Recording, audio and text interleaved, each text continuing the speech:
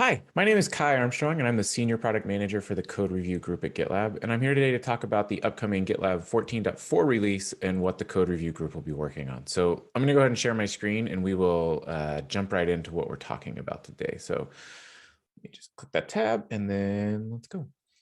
So the first thing I want to talk about is an effort that we've talked about previously with the backend, and they're working on what we're calling better defined mergeability. And so inside of the merge requests, when we go to check the status of the merge button and whether or not a merge request can be merged or whether or not there are additional pipelines that have to pass, approvals that are needed, discussions that aren't resolved, and all those things, that's our big long process for completing a merge check. And so we're working on improving the way mergeability is calculated and defined so that it's easier to troubleshoot issues that we have and also easier to insert new types of checks into the system for other things that we might extend in the future. And so this work is begun in 14.3, which is the previous milestone. And we'll be continuing this work in 14.4 as part of the ongoing improvements that we're making to merge request. The next thing I want to talk about is the merge widget. So this is the actual area where the merge button is, and there's merge commits, and it sort of tells you what's going on. And so we've been working over the last several milestones to improve and work on this. And we're in the process of, we've only got about a couple more issues left that we'll be working in 14.4.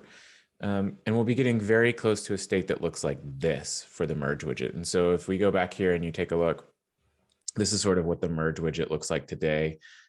It's got a merge button. There's a Figma file that you can find in this epic, which I'll link down below, that shows you sort of all the different messages that could be included in states. And we'll just be simplifying that to one really clean looking area that lets you know what's going to happen, what are the actions that can be taken, and provides a really simple merge button. So all that information will move to one simple spot with a sort of consistent experience of how information is presented to you there. So this is a really nice user experience enhancement that we've been working on, again, for several milestones. We expect to finish up the last couple of issues down in 14.4. You can see that here. It'll probably be 14.5 before this is fully rolled out, but I wanted to give you an update on where we are with this. And then the last one that I want to talk about is a new effort coming to the engineering side. It's been in a design and research phase for a little while. And these are what we call our merge report widgets. And so these are actually the widgets, and this is a little bit easier if I show you in this file. These are actually these widgets here that sort of show you what's going on with code quality, or what's going on with status checks, or what's going on with security vulnerabilities. And so these are those widgets that provide all that information that's in the top area of the merge request. And so just if you look at this, there's sort of some differences in design and information presentation. And so we've been working really hard, and you can find this in our pajamas design system. This is public and anyone can take a look. This is how we're now talking about these as merge request reports and what we want to see information structured and look like. So that it's really easy to go through and consume these reports as you scroll down through a merge request and as you're looking for this information and part of this. And so this has been in design and research for a little while to get a consistent style and design. And now we're moving into implementation. And so our team will be starting, although other teams across GitLab will be working on sort of the core component that we use for this, making sure it can meet the design specs that we now have for these.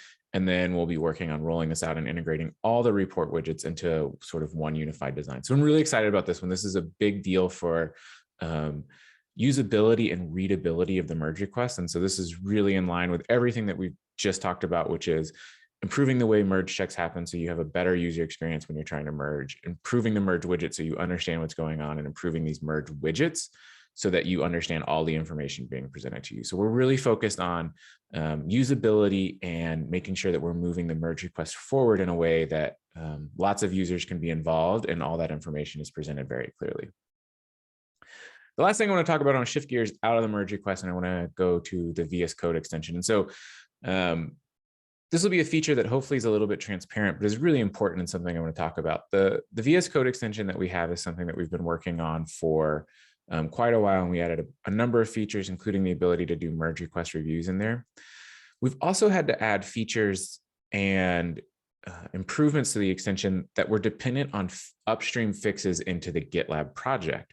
And so what this has meant is that sometimes we would roll out a new feature in the extension and it needed to consume a new API, or sometimes we would have a bug fix and it needed to consume a new endpoint or a fixed endpoint that was only available in the latest version of GitLab.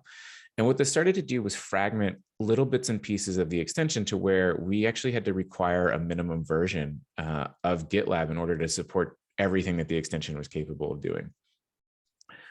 We've talked about this and we've had some feedback. And what we want to do is we want to change some logic in the extension to where instead of requiring GitLab to have a minimum version, we may just make it so some features don't work or aren't fully supported in the VSCode extension, as opposed to the extension sort of not being supported entirely because your GitLab version isn't up to date. There's still a ton of great features in there that don't rely on the latest and greatest GitLab version.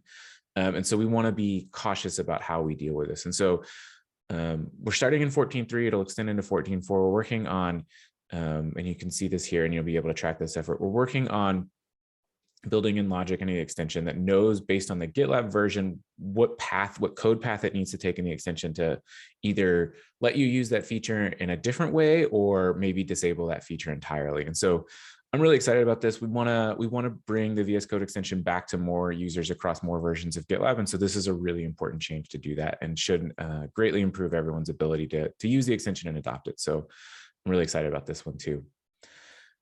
That's it for what, that's the highlights. That's the highlights of what we're going to be doing in code review for 14.4. I will link boards and planning issues like we always do down below. And I'll link all these epics, all these issues, all these Figma files that have been open so you can take a look at them yourself. Let us know what you think about what's coming in 14.4 and what you're most excited about for code review. Thanks.